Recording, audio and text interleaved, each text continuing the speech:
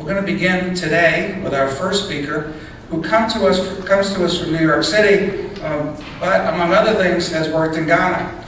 And we're going to be asking Celia Brown to talk to us about her work both in New York City and in Ghana.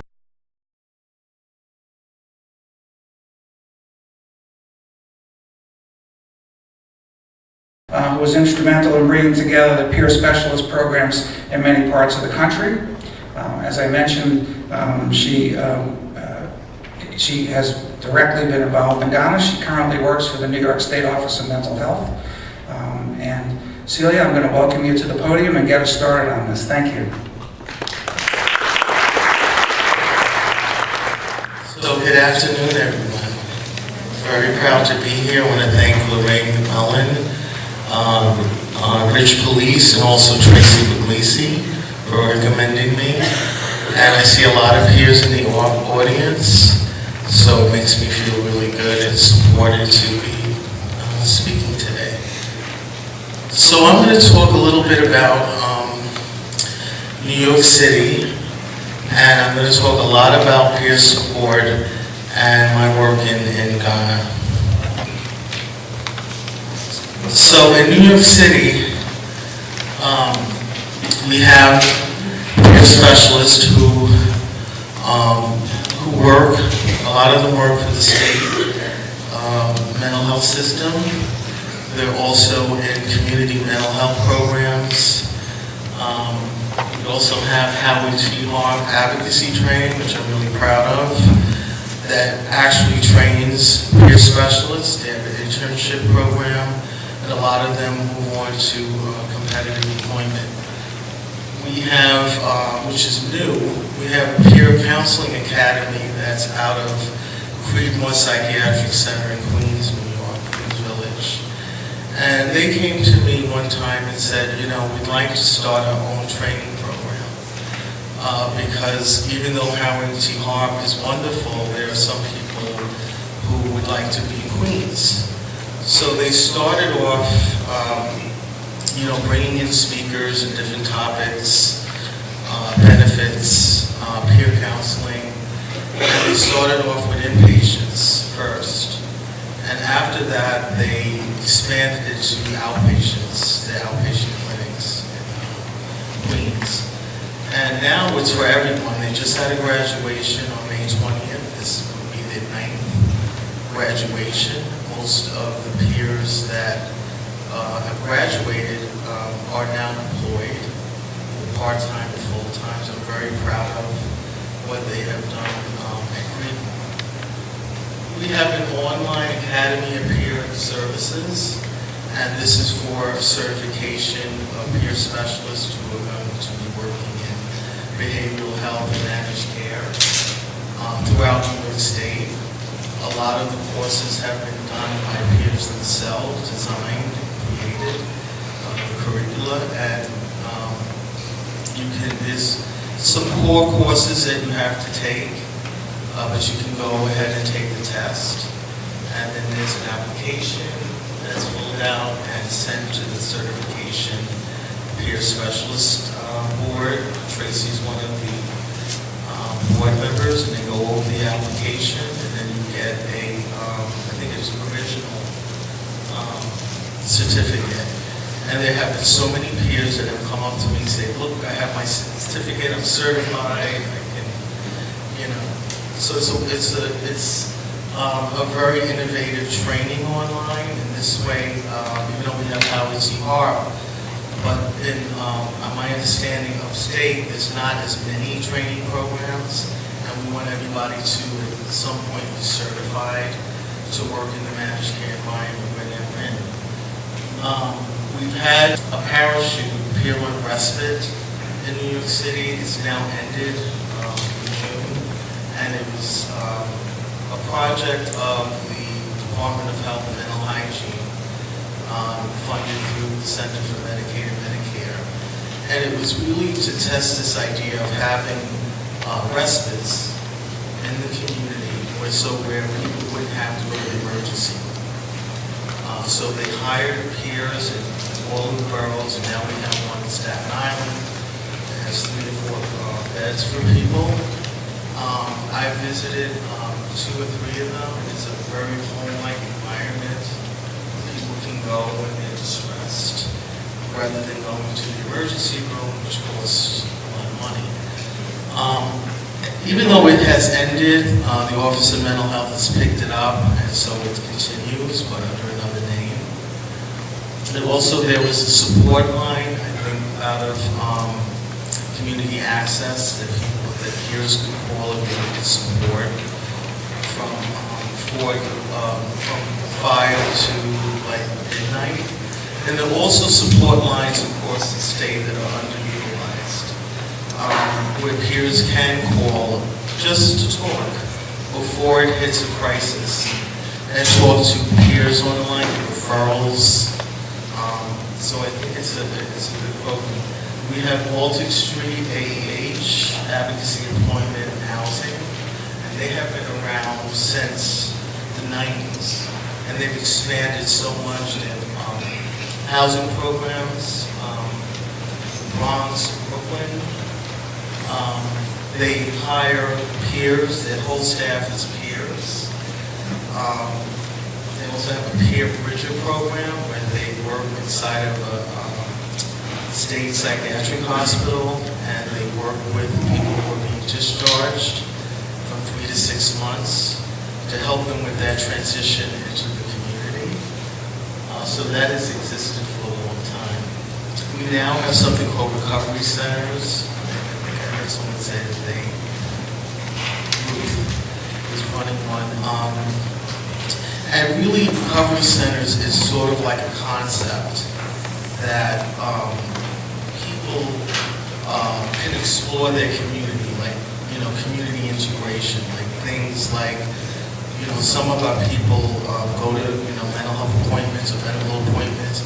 They don't know what's in their community. They don't know that down the street is a library or a movie theater, so that they can be part of the community. Because I believe that all of our peers are citizens, and they're not just in mental health, but they're of the whole world. And so the Recovery Center has activities where they bring in the community. They can be a church, faith-based organization, so that they can explore some of these things that all of us sometimes take for granted. But it's out there. So mainly I want to talk about peer support. So what is peer support? It's a belief in human potential and that all of us can and will heal. Our vision is to have a full and meaningful life for all. And some components is mutual support, socializing, family. I talk to a lot of peers sometimes, and I get resources from them. They get resources from me. It's conversations. Like when I came here this morning, I met Ruth, I hope she doesn't mind me saying, and we immediately got into like a peer support conversation. And Michael, we were just talking about ourselves, about our lives, and that often happens in our community, that we have these wonderful conversations that go on. And I just want us to celebrate it, because there's always an issue with mental health, if something happened,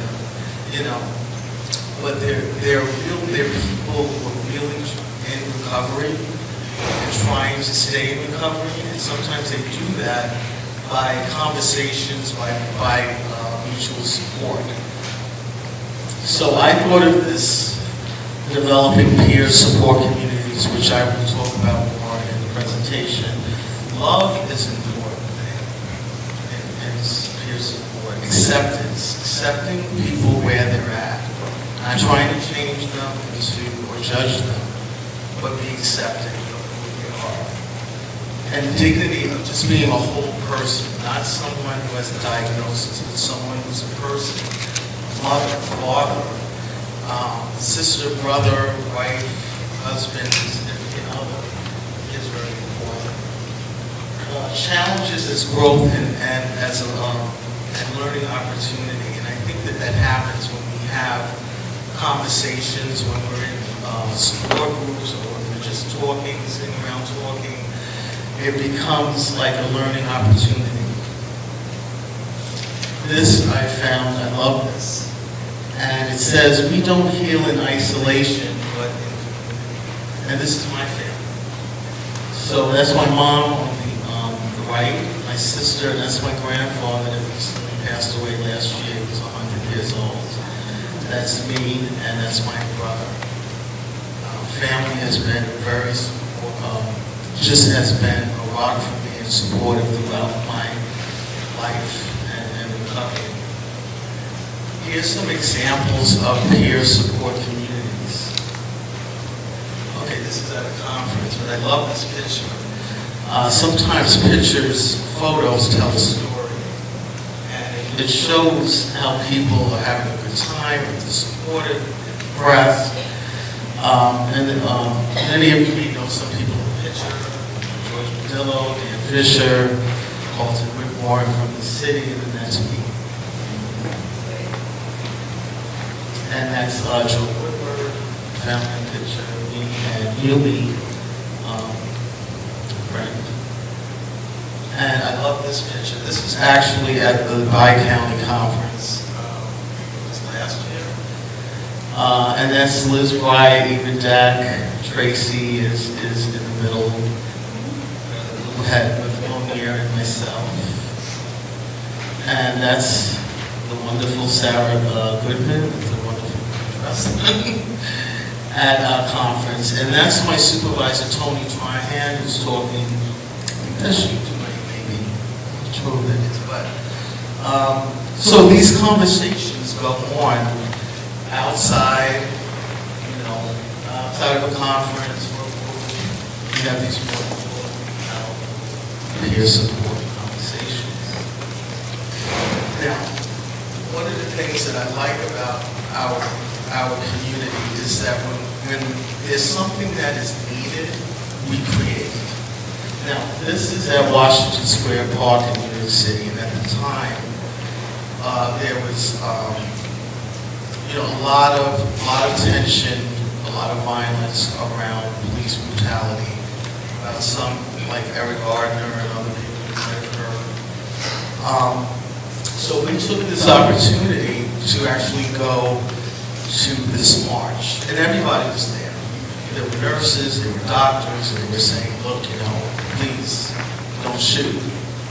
This is a real issue, and we know that people who have a mental illness and they're distressed, and police are called sometimes, they're killed because they might have a knife, or they need to be trained on how to deal with people that are in emotional distress. But that's something in our community. So, what ultimately happened is we all wanted to work together and see it's not just people of color working together, it's all of us working together for a better world. And Tracy did it with her glasses on. So we had a conference call, and we said, what are we going to do as a peer support community? So we created, everyone's on Facebook and social media, so we created a page called Surviving Race, the Intersection of Injustice, Disability, and Human Rights. And we have maybe about 400 members since we just started, and we post things that are going on to give information for people. So conversations go on that particular page. But I'm really proud of this picture because some of the people in the picture were kind of afraid to come down to something like this in New York City and not knowing what's going to happen. And there's so many people, as you know, in New York City. And as this event was at Washington Square Park. Now, here's another community, hip-hop recovery. This just happened like 2 years ago. This was an idea from Chuck Thigh, who works for the Navi Star Center in Arlington, Virginia. He's always, for the last 10 years, has come up to me and said, look, we need to do something in hip-hop recovery. recovery, because he grew up with hip hop, and he wanted to meet some of the rappers and talk about recovery, because I'm going to say the old school hip hop, I don't know about today, but then it was issues, what people were going through. I mean, I was going through maybe the same thing, and in the music I identified with. And we have Amanda, Luis Lopez, Matthew.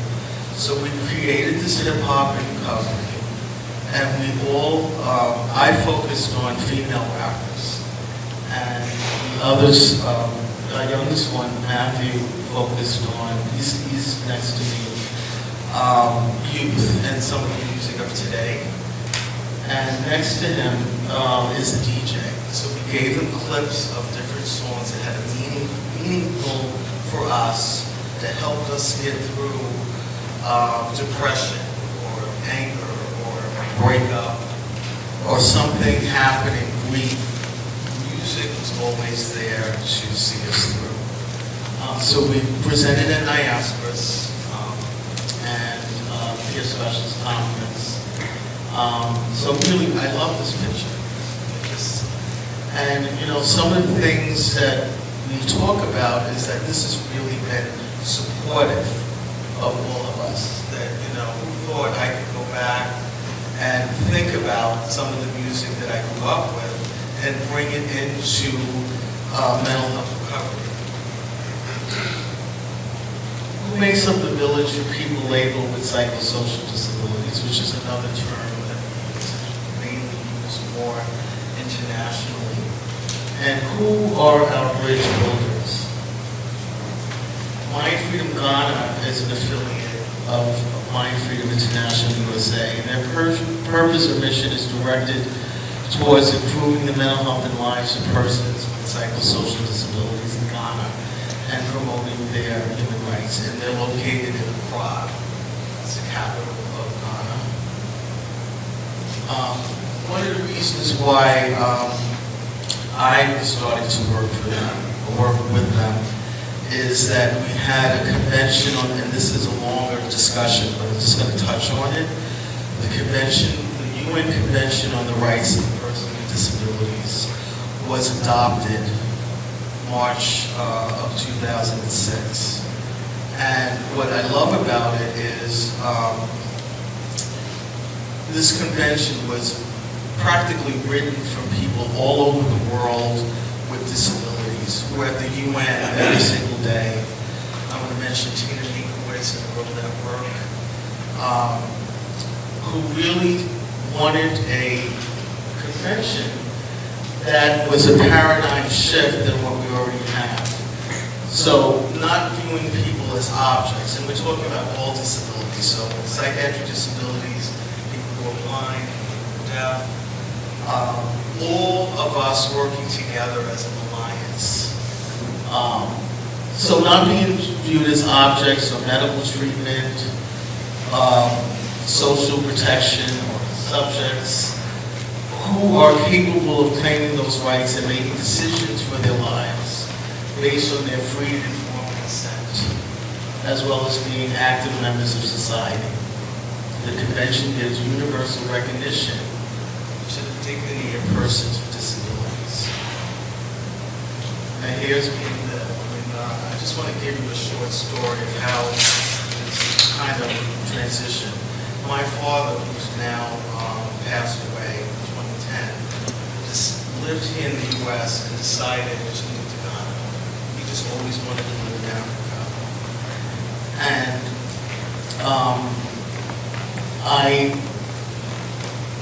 as talking to him, and then I was approached by Mind Freedom Ghana, Dan Fisher, and me was on the other side, about starting something there around, because the convention was, everyone was trying to start something, really educate the governments about mental health. So this is their office, and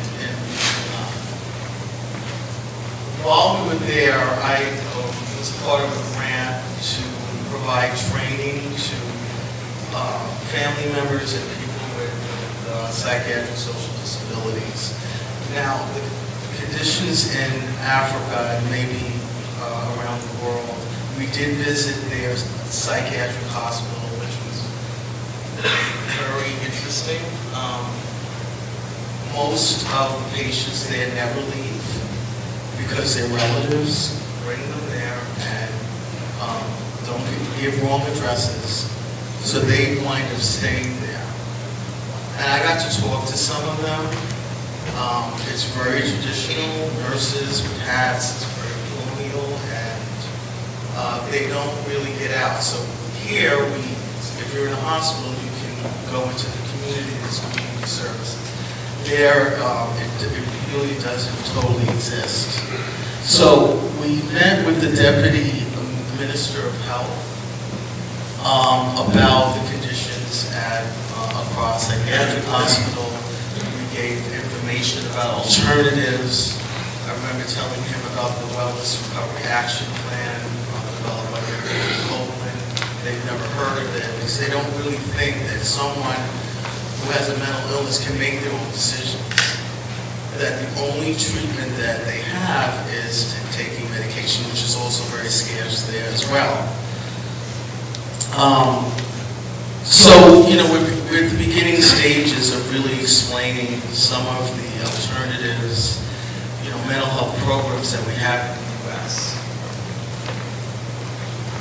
And that's me over there. That's Robert Dinerstein from the American Law University. He was part of our delegation. And what's good about this is that Mind Freedom Ghana also works with the Ghana Federation of the Disabled. So it's not totally separated. We're all working together because people that have other disabilities can have emotional distress, can have issues that we can work together on. And a lot of our people now are getting older and in wheelchairs or having ailments that go beyond them just having a psychiatric diagnosis. Now, in 2011, I just went to Africa since my father actually built a house and I'm still building one in Indonesia. And I was invited, sponsored by the Mind Freedom Ghana, this wonderful march in July of 2011.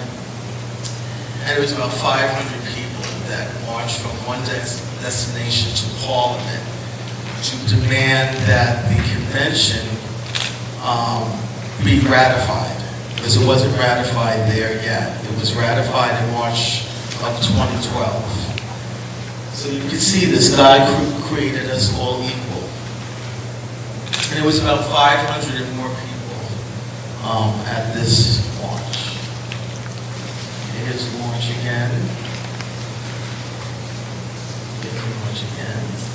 And I think Rich was saying this is the motto that they also have there, is nothing about us without us. And you can see love, care, and wellness, depression. People are fighting for their lives, fighting to be recognized. In Ghana, because of cultural traditions, mental illness is seen as like a curse or something. I didn't really get into, I didn't want to put that slide up, but they do have what they call prayer camps, where someone is tied to a tree and they're trying to, they fast, they don't give them food, in hopes that whatever demons or whatever spirits will leave them. This is supposed to be like an alternative to the hospital, but it's been it's a human rights violation, basically. So I think that peer support continues, and it continues in how we see ourselves, how we talk to one another. Sometimes I could be speaking to someone briefly, and it will change my whole day. Feeling good about myself. I'm not feeling isolated. And I just feel like, peer support really in action actually does work. Now, here's another picture. These are people in our consumer survivor movement. It's a little blurry, but there's people in the movement that really started. Judy Chamberlain is there, who wrote On Our Own. She's no longer here. There's Laura Prescott, there's Pat Preserve, there's so many really icons and who we're fighting for rights, and some of the things that we have today in terms of recovery and support happened with some of my ancestors. Also, Howard Z. Hart, who I did know, really came to New York City and started the training program. He really had a good vision that he really wanted it to be for people to be empowered to work. And he really did a successful job. He didn't continue, but he continues today. It's a wonderful program. So human rights is always going to continue. I may not be here, you may not be here, but I'm a believer in history and really teaching people and talking to people about what's needed for our future. I think that's very important. And the legacy continues. I have been back and forth to Ghana, realizing my father's dream, which is to build a house, but I think it's more than he wanted.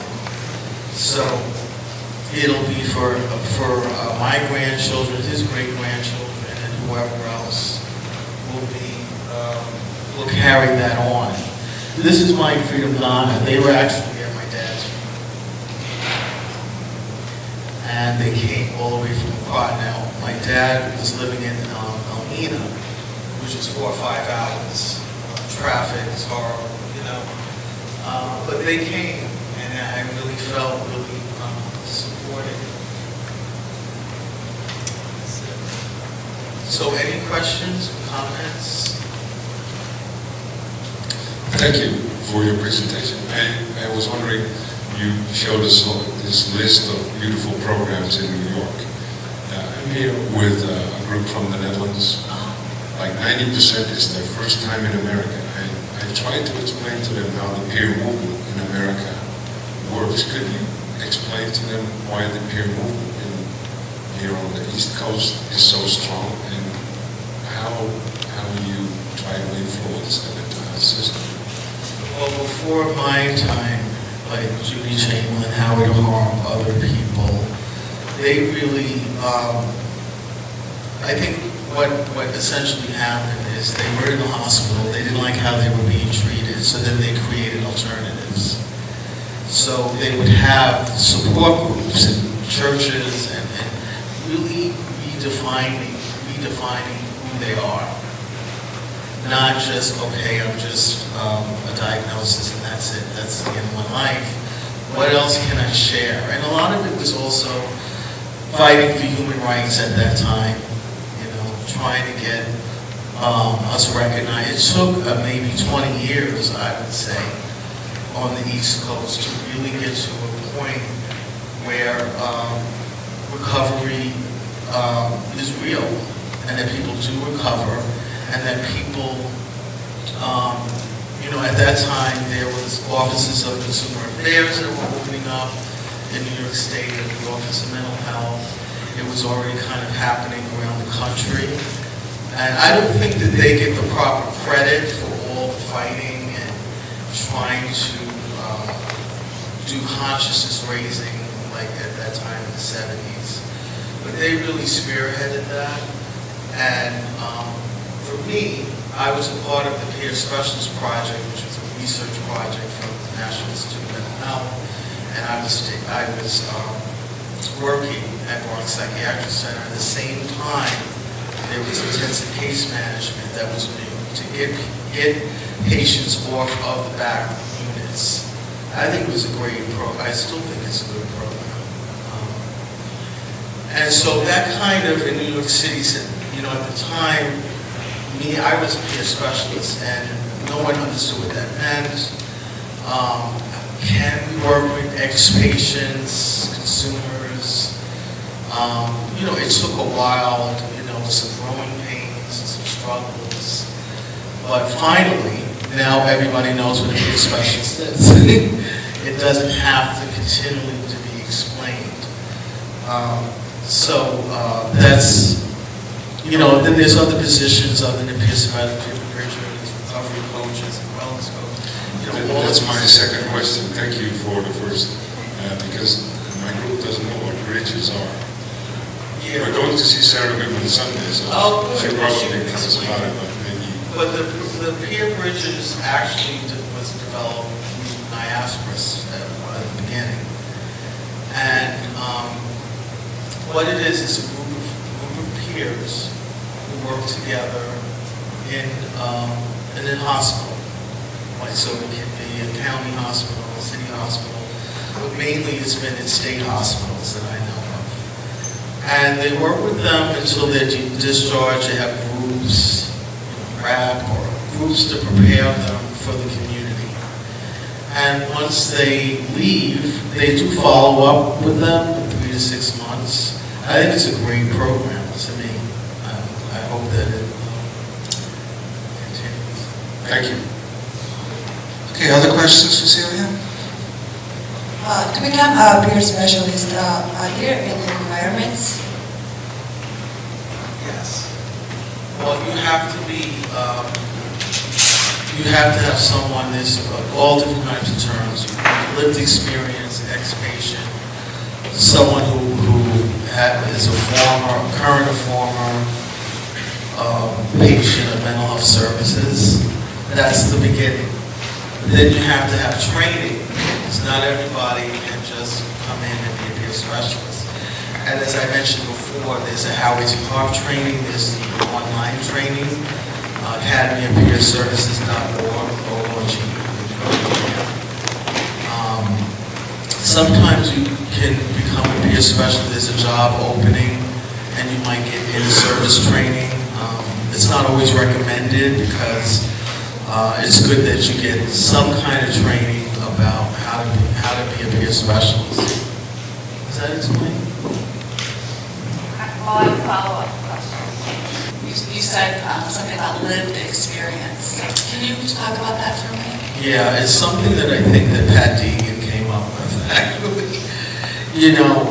There's so many different language on how to describe your experience. So the lived experience that you're still living in recovery, it hasn't gone away. It's not on the shelf. You're wearing it, you feel it, you live it every day. So I could be doing well today, and maybe tomorrow I'll be depressed. But I'm still in recovery, so I'm not quote cured or whatever. I don't think we use that term anymore. I'd like to ask you about what aspects make a good peer specialist. And there's a lot of training, a lot of, but what is the essence of it? What makes it different than just being a friend to someone? What makes it different than just being a social worker? I kind of have a sense, but I'd like to draw that out. Because for me, I'm a person who's gone through similar experiences, and so if someone is going through something, I can instill hope. Now, there are people who don't care about peer specialists, they just want to get the help they need. But the environment of hope, empowerment, really helps. It's like how do I describe it? If everyone is in an atmosphere, an environment where they're instilling hope and empowerment, even if that person isn't ready yet, they have some kind of foundation that they can do. Because when I was a peer specialist, there were others who were just watching me as a role model and said, hey, I want to be a peer specialist too, how can I get training? But if you don't see that around you, sometimes it's hard to imagine how to create that.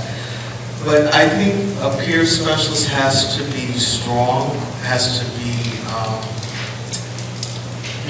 know more about their recovery, who they are, and what gifts they can give and share with others. Actually, since he left the mic, what about conflicts within the mental health system? Within people who are seen, who are professionals, who have that title of, social worker or psychiatrists. Talk about the conflicts that have come up. I know they're very real in many cases, and I'd like to hear about them. Well, one of the conflicts is this peer specialist going to take over the job, which is really not true, but it's a fear that some of the staff have.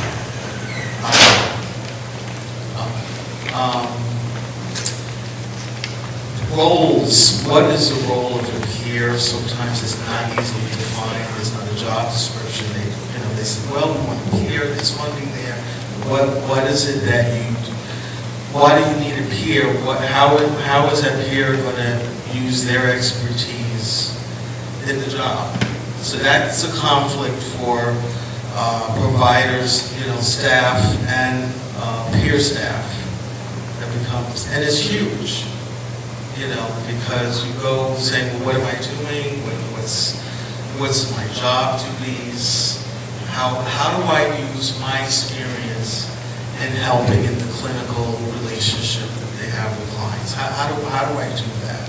And sometimes that's silenced because it's business as usual. Going, whatever clinical team has, we want housing, we want you to be stable, we want you to take your meds if you need to, that kind of thing. And I'm not saying that the peer, and sometimes the peer is just an extension of a clinical team to say, oh, okay, I agree with everything, if you need to go to the hospital, I agree with it. But sometimes a peer can really reach another peer than someone who's a non-peer can't do.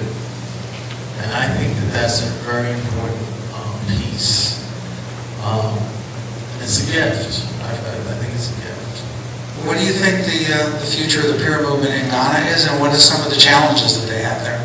Okay, I think that they can create some things alternatives that we have here, like the respite. I can see that easily happening. Staff, family members. I think the challenge is that the government doesn't recognize mental health, and so doesn't put funding there. And so that's, I hear my counterpart, Dan Taylor from Ghana, constantly, in the media, exposing it, reports, meeting with some of the parliament members, because they're not putting funding there. And so I think that's a challenge. It's certainly what we've seen, and I think you allude to, is the challenges across all of these programs is that all the governments are corrupt. And even if they're not, it is very difficult to get resources out into these very, sometimes remote places. All right. Hello, I'm one of the group of the Netherlands. Thank you for your wonderful conversation. Can you tell me what can we learn from Ghana?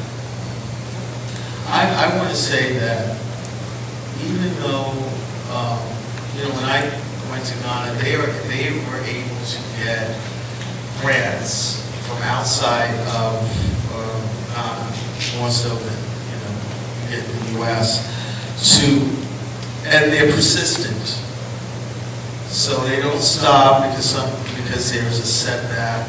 They continue the fight for human rights and to work with their members.